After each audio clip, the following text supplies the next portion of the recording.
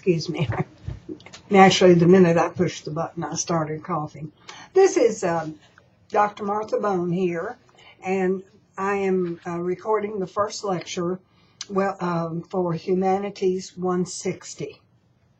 So I want to say welcome to Humanities 160, and an introduction to literature, to Holocaust literature and film. I'm going to get together here. My name is Dr. Martha Bone. I want these lectures to be casual, which certainly I started out that way, and so that we can get to know each other a little bit. I get to know you through your emails and your work in the course, and I hope these lectures will help you get to know me. And I hope they will help you in the course. One of the things is, if you listen to the lectures, often I talk about things that are on the exams. So that's a good thing. Now to the course. This is a new course relatively for KCTCS. I developed this course. I've been reading materials for many years about the Holocaust. I've been researching websites. I continue to do that every day. And not every single day, but certainly every semester, as you will be seeing. We're going to go over the syllabus, the first thing, and get what I consider the boring stuff out of the way. Now, the syllabus is on the website. This is what it looks like, the first page. The syllabus is a legal document. You can hold me to it, and I can hold you to it. So what is in here should be accurate and stay that way. You have my name, my office, the telephone number when I'm usually here for appointments. I want to say, please don't drive here from someplace, not even relatively close, hoping I'll be here. Call and make an appointment. Gas costs too much to waste going somewhere when nobody's home. I have meetings. Sometimes I'm sick. Sometimes I have to go do something somewhere else, meet somebody somewhere else for the college. But that doesn't mean I sit here all day just waiting for somebody to come by. So call and make sure that I'm here. Make an appointment. Okay, there's the definition of the course prereqs, which are none, general education information, which is what I have to put in for the course. So you can ignore some of the material there and read it later. Let's get to page 3. Now, at the top of page 3, you will find the books that we are going to read this semester. And I want to talk just a minute about each one of them. Night by Elie Wiesel. Mr. Wiesel passed away in 2016. He was a survivor, and he wrote this story about his family being sent off to the camps. It is the classic Holocaust memory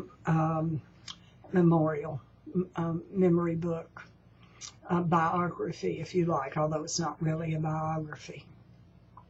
Memoir, that's the word I'm trying to come up with. All right.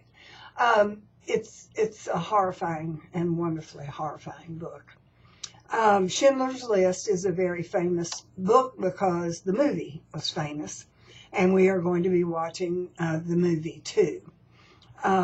And we're going to talk about the things that are in Schindler's List. As you know, Schindler was actually a Nazi, supported the Nazi Party, and yet rescued. So I think it was 100, I can't remember the number now, of Jewish people he rescued. That's not on the test, by the way. The Reader is a book by Bernhard Schlink, who's a living German writer. Thomas Keneally, by the way, who wrote Schindler's List, is from Australia, but he's also a living writer.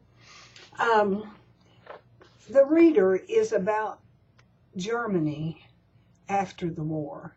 And the question of guilt and how German people should be feeling, how younger people born during and after the war have to face this history of their country. It is a phenomenal, phenomenal book and movie. And we're reading the book and watching the movie. Every semester I have a student who complains about the movie. It is an X-rated movie. It has full frontal nudity. We are adults. This is a college class. And if those scenes bother you, and there is a purpose to those scenes, it is not just stuff. It is purposeful and meaningful. And I explain that in the lecture, I hope. But if you have a problem with that, just fast forward through those parts. Okay, or take another course. This is a college course. All right, Skeletons, by the way, Skeletons at the Feast is the fourth book. This is a book by Chris Bojalian, also a living writer. As a matter of fact, I just pre-ordered his next book.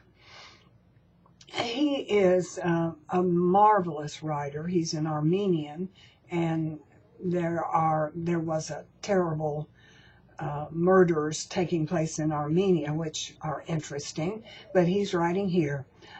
He has, because of his history, he knows something of the way people feel. Skeletons at the Feast is a group of people going at the end of the war in 1944-45, that horrible winter, going from the western part of Poland west to get away from the German army, which was raping and pillaging across Germany. They are escaping to get to the Allied army, the Americans, the British, and the French, who were invading from the West. There are survivors, both men and women, who are part of the story. There are people who were good Germans and supported Hitler who were part of the story. It's a fascinating, fascinating book. And I just learned at Christmas that it's being made into a, quote, major motion picture. We'll see. Anyway, not coming out anytime soon, I don't think. Okay, any edition of these books is fine. You don't have to own them. You can get them from the library. They're available in the bookstore. They're available online for just pennies. Some of you are going to be able to get them, on your notebook, tablet, computer, free of charge from the library. So if you read that way, check on that. You don't have to purchase these books. You just have to read them. Okay, now the movies. Cabaret with Liza Minnelli and Michael York, an absolute classic about the years just before the war and the beginning of the Nazi era. Sarah's Key by Kristen Scott, with Kristen Scott Thomas. I just tried to give you the most well-known person. This is about the Holocaust in France and the seizing of the population, the Jewish population of Paris. We think of the Holocaust as being just a German thing. It was Europe-wide. Italy, France, Belgium. I've been to one concentration camp in Slovenia. Who knew? So we need to learn those things. Schindler's List, of course, the movie, which we've talked about. Now, Judgment at Nuremberg with Spencer Tracy is a classic movie. I mean, it is the classic movie about Nuremberg. And, in fact, the book is a classic. But we are just watching the movie, and we're watching Nuremberg with Alec Baldwin, who is now quite a famous actor. And I think both movies are excellent. The Reader with Kate Winslet, as I told you about the book. And I'm just added this this semester, Denial with Rachel Weisz. Denial is a book about Holocaust deniers and a woman who was sued because she wrote that a man was a Holocaust denier. It's a fascinating movie. I watched it 3 times. So, I love movies. So, okay, you can rent movies. You can get them from the library. You can get them over the internet. Both Nuremberg movies are free over the internet. You can find them. The MCTC library has them. But you are responsible for getting and watching these movies. And do not wait till the night before and text me, or I mean, not text me, thank goodness, email me and say, gee, I don't know where that movie, I can't find that movie. Well, you were supposed to have found it a long time ago. So, okay, no preaching in this introductory lecture. Well, one more little preachy at the end here. You're responsible for getting them. Now, these movies are, some of them very distressing, parts of them very distressing. And as a matter of fact, in Judgment at Nuremberg, they have some of the original film taken at Auschwitz, when, I think it was Auschwitz, but at various concentration camps when the Allied armies went through. Eisenhower was called to see some of this. And it's very distressing. So watch out if you've got kids in your children. They don't need to be seeing this until they're older. Okay, now, evaluation and grading policy is at the bottom of page 3. You're required to complete the biographical exercise and take 4. Oh, the biographical exercise. We need to talk about that. Look on your college calendar. It's on the website. This is a little hard to find. Go to the MCTC website, then go to academics, and then go to calendars. It'll be right there, academic calendars. And look up, and it's in your syllabus, the dates where you have to turn things in, okay? All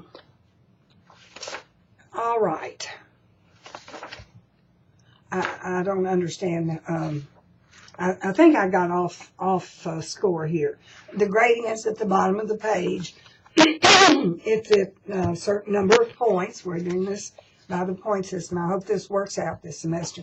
Blackboard messes me up every semester, but I'm determined we're going to have 1,000 points and just that. And you can see the points at the bottom of the paper.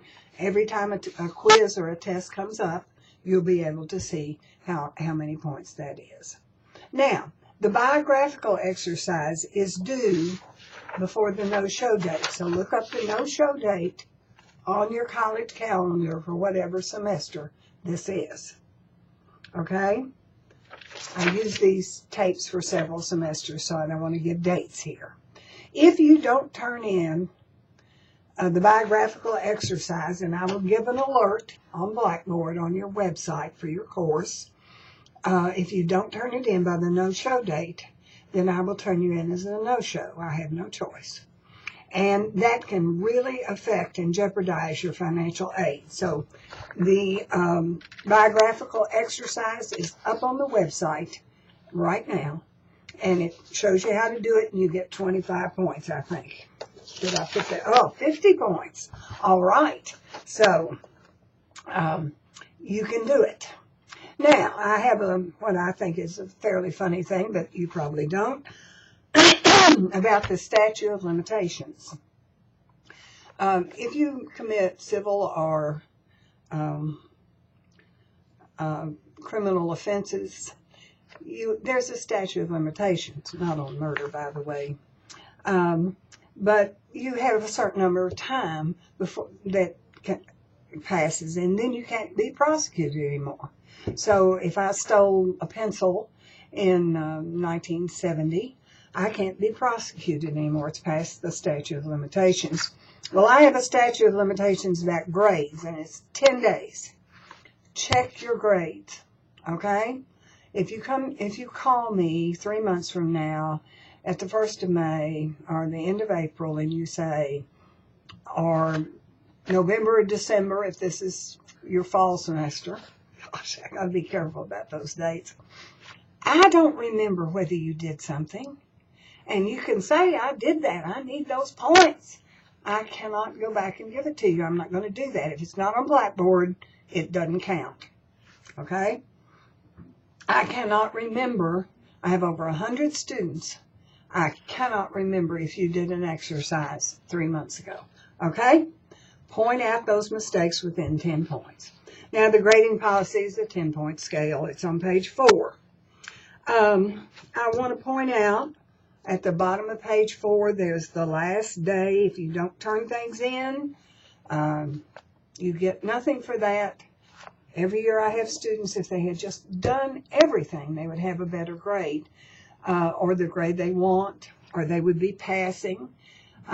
Check every week your Blackboard. Check your Blackboard course websites. I come in the morning and the first thing I do is my email. Check it. Check it at least 3 times a week, I say. Don't let it get by you where you don't get some points that you need. Okay. And I don't go back and just open things up for people. So don't count on that. I don't do it for a problem with computers. So you make sure things are working. We have computers at every college in KCTCS.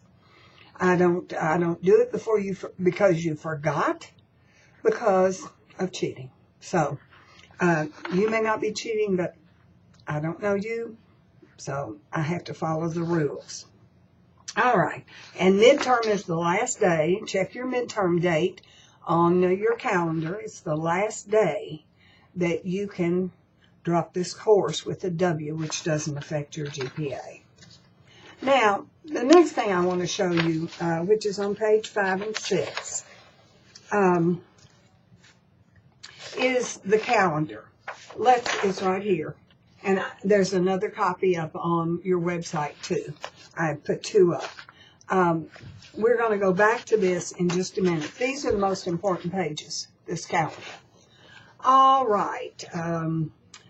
The policy for withdrawal, I don't let you withdraw after midterm with the W. Those dates are there, and they are in, they're up on the calendar. Matter of fact, I'll just put the calendar on our website. How's that go? Not just our class calendar, but I'll try to put up the academic calendar for this semester. Okay. Now, the calendar of assignments. This is my copy, and I'm going to nail it, put it up here with some stuff on my wall, because I look at it every day, and I say, oops, have I done everything I'm supposed to do? And that's what you ought to be doing, too. It has the no-show date, when the movies are due, when the tests are due, when the lectures are due. It's all right here. And I follow this to the letter. Okay? The movie test over denials at the end of the semester, the dates are mandatory. It says I don't accept late papers or exams. The exams and the quizzes open at 6 a.m. Eastern Standard Time, and they close at 11:30. Blackboard is BB, the class website. And then I make at the end, I have to say it again, at the end of the calendar, you'll hear this over and over, you have to start. You have to get reading, you have to get watching, you have to keep up. This course is reading and watching heavy. And if you get behind, it's a horror. You don't want to do that. Okay, now the fun part. That was just housekeeping. We went over the syllabus. Now I want to ask you why I'm qualified to teach this course. And I'm going to give you some information about me. My undergraduate degree is in history and English. I really meant to be a history teacher, but you can't get a job teaching history in the South. And I took English courses just because it was like getting paid for reading. I love to read and I got credit for it. I got credit hours. And so I started teaching English when I started teaching, and I got my master's degree and my doctorate in English. But I love history, and I've been reading it ever since. Well, since before college. I first became interested in the Holocaust, and I'm not sure that I even knew about the Holocaust. Surely I did. But when I went to Center, I took courses, history courses, under Dr. Carl Edward Misch, M-I-S-C-H, a Holocaust survivor. And Dr. Misch was married to a Jewish woman, a lovely woman. He got her out of Germany early and to the United States, and he escaped to France. He was teaching at the University of Berlin. He was not Jewish, but his wife was. And he went to France and was the editor of an underground anti-Nazi newspaper, which he had done some in Germany and escaped. And then he didn't escape from France and was captured and taken to a concentration camp. He never talked about it. He was a brilliant teacher, but he was almost blind, and he shuffled when he walked. He'd been tortured, and he was only in his 50s. He died my senior year I think in 50s, 60s. He died my senior year in college, and I've read everything I could about the Holocaust since then and watched the movies, and I devote this course to him. I dedicate this course to him.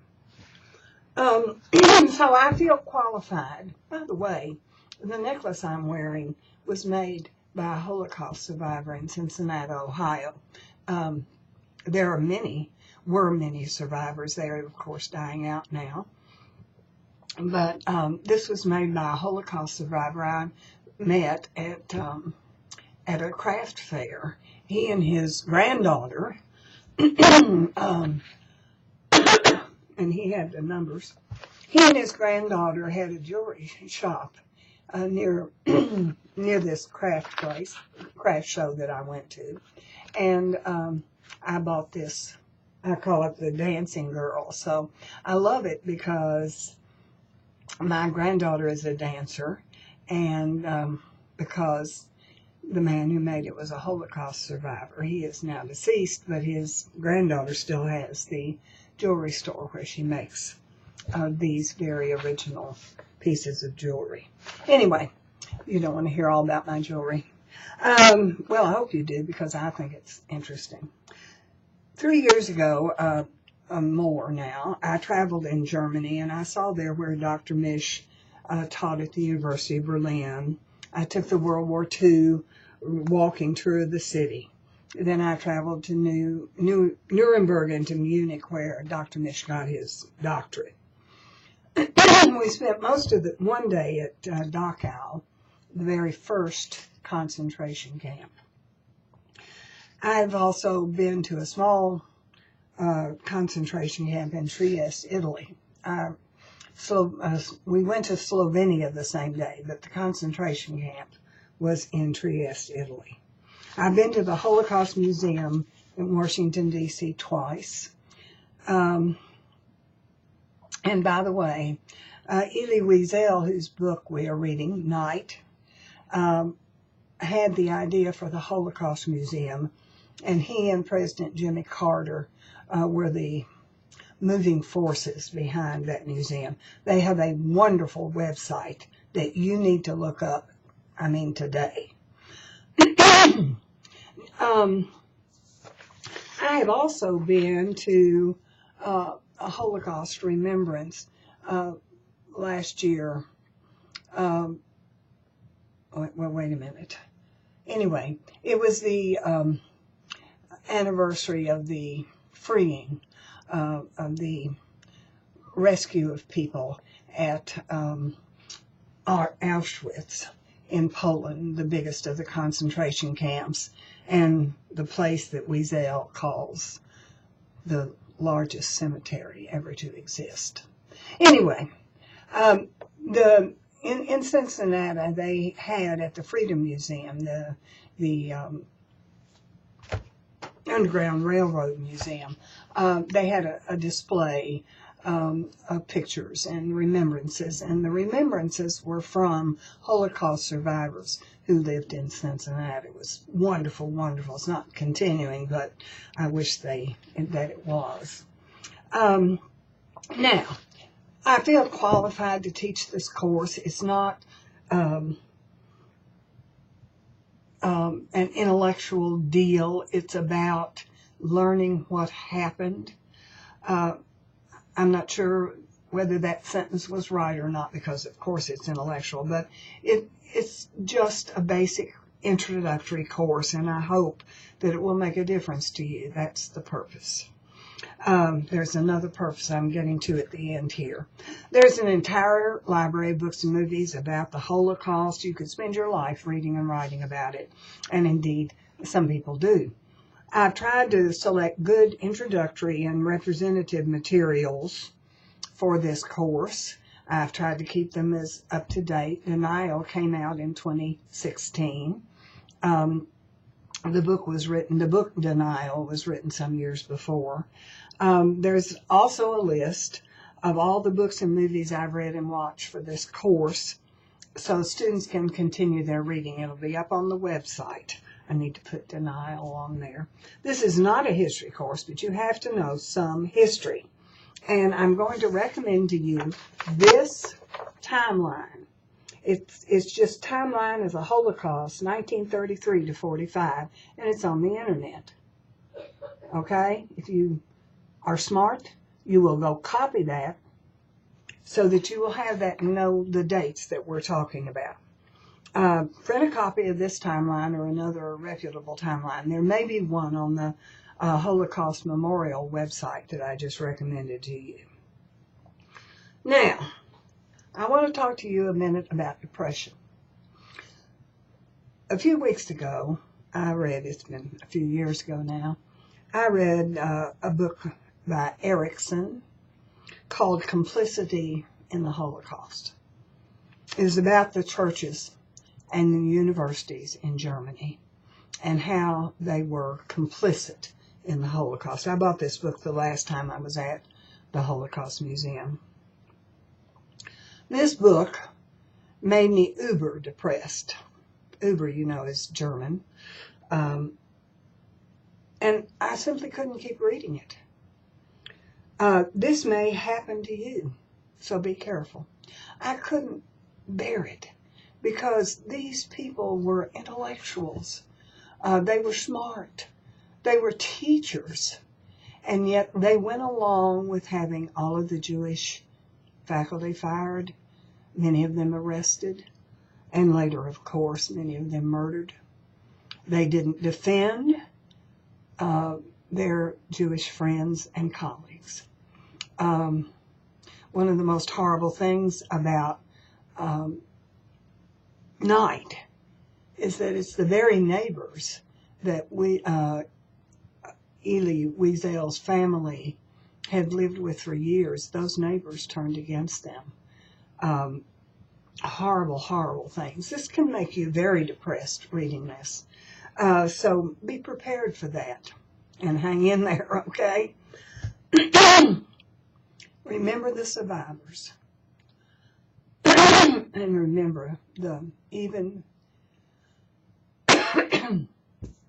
you can read about many people in the camps and the absolute unquenchable spirit of the human being, even in this midst of death and destruction and horror.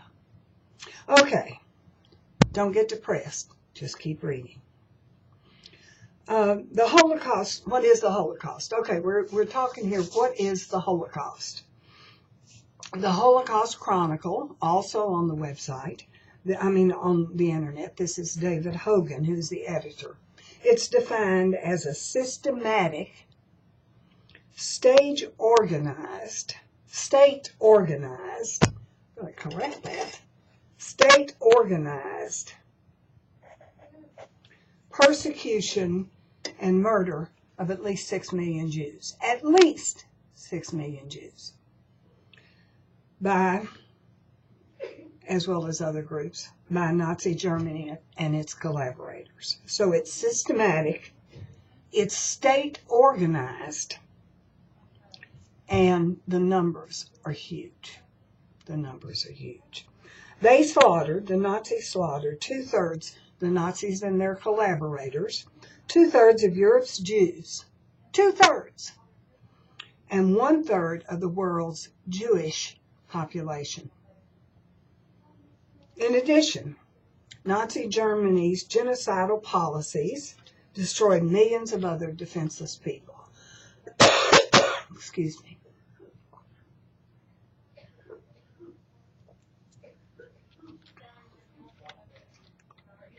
The defenseless people included Roma and Sinti, gypsies, Polish citizens, Soviet prisoners of war, homosexuals, the handicapped, Jehovah's Witnesses, and other political and religious dissidents, people who didn't agree with them.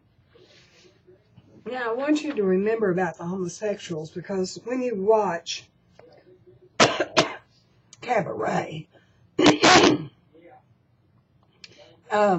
when you watch Cabaret, you want to remember that. And I'm also going to send you some YouTubes with Alan Cumming at the ending of Cabaret, and you get this point about the homosexuals. Now, how is the Shoah, the catastrophe, which is the Hebrew word for the Holocaust, Shoah, different from other genocides? Again, we have these same things. It's unique and singular because of sheer numbers.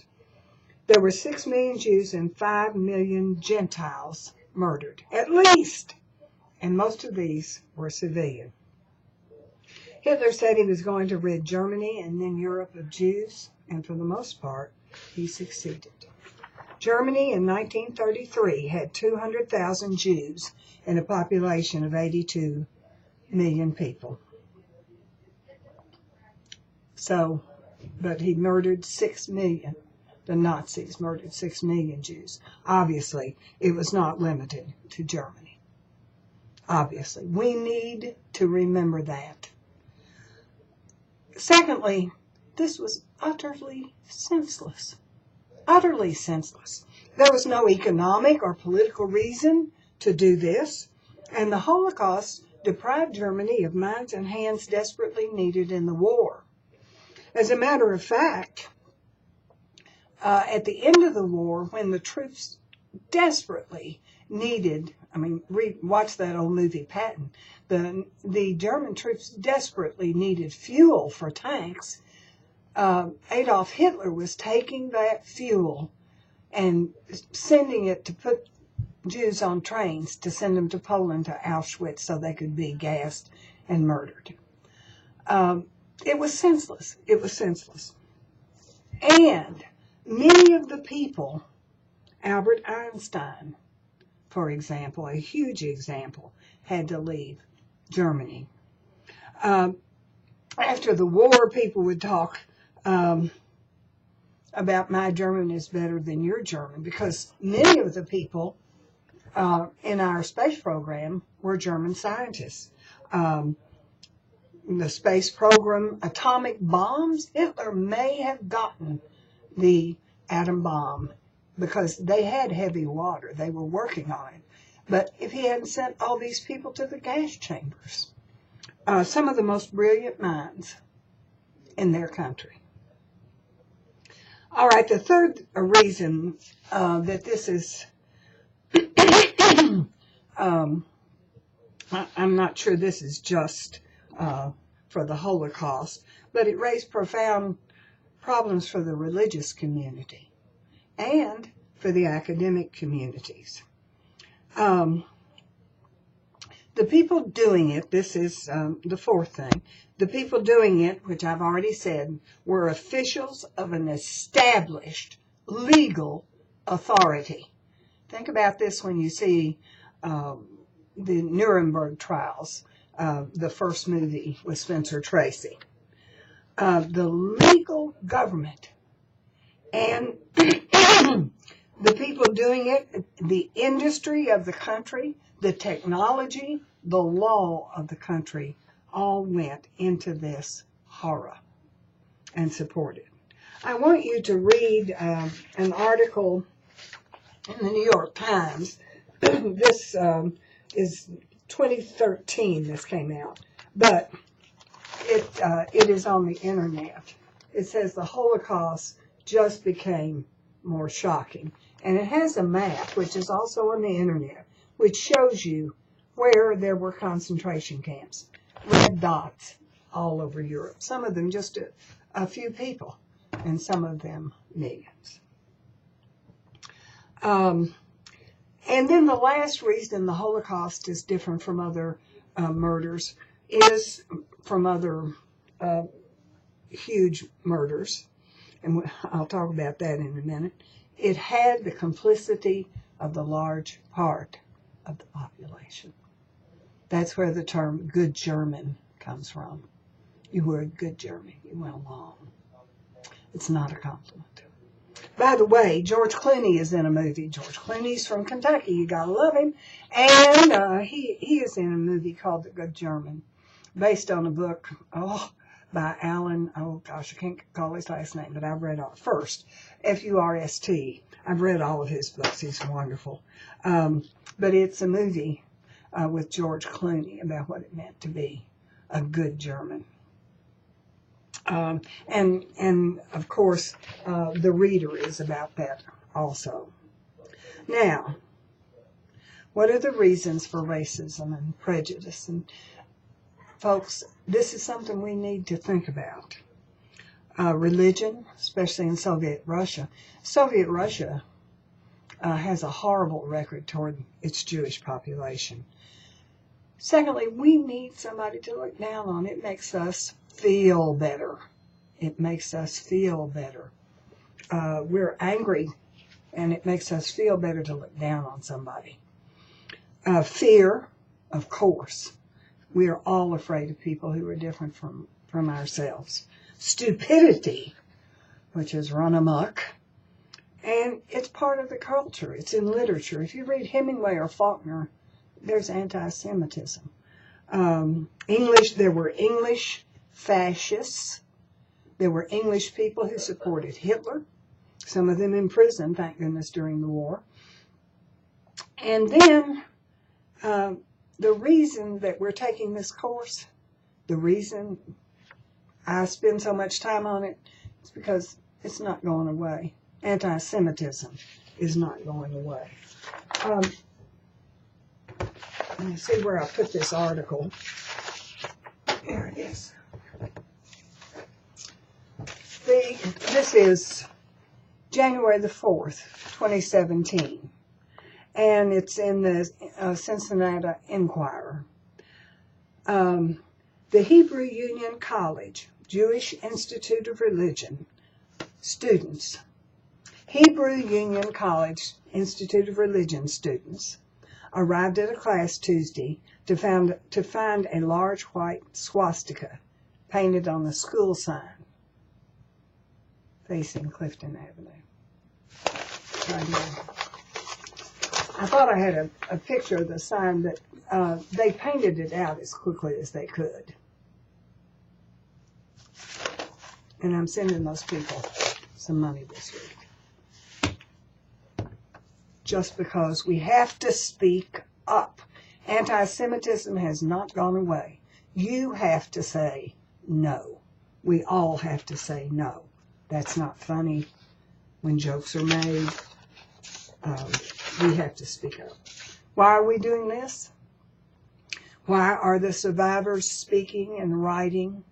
Why did Deborah, what's her name, say that guy was a Holocaust denier and call him out? Because we don't want it to happen again. It can't happen again. One of the reasons I'm a little obsessed with this period of time is because my father served in the Second World War. And so I know where he crossed into Germany, etc. But I also, because I know that in Aleppo, in Syria, we're going through another terrible, terrible murder of innocent people for senseless reasons. Senseless. And we need to be thinking about that too. So we have the Holocaust Museum. We have these courses. We have people writing about it all the time because we have to stop killing each other. We have to stop it. Anti-Semitism is like an infection that destroys people, just as other kinds of racism. Anyway, I knew I would get to preaching. I knew I would get to preaching. Someone was talking to me a couple of weeks ago, what can we do? What can we do?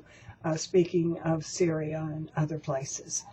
And I suggested some places to give what you can. But I also said, we have to say no. The decent people, the good people, have to say no. We can't be good Germans. And the Germans, by the way, I want to say, Angela Merkel, who is the, what is she? The head of Germany. I'm getting her title wrong. But anyway, she is the leader of goodness and decency in Europe right now. It's not the British, it's Germany. Things go around, don't they? So read about this that's going on now, but stick with my course and read these books and movies. And if I get to preaching too much, just send me a little email and say, Dr. Bone, get a grip. Okay? I love teaching this course. I love reading, even when I get depressed. I love the movies, and I like my students. So let's have a great semester. Bye.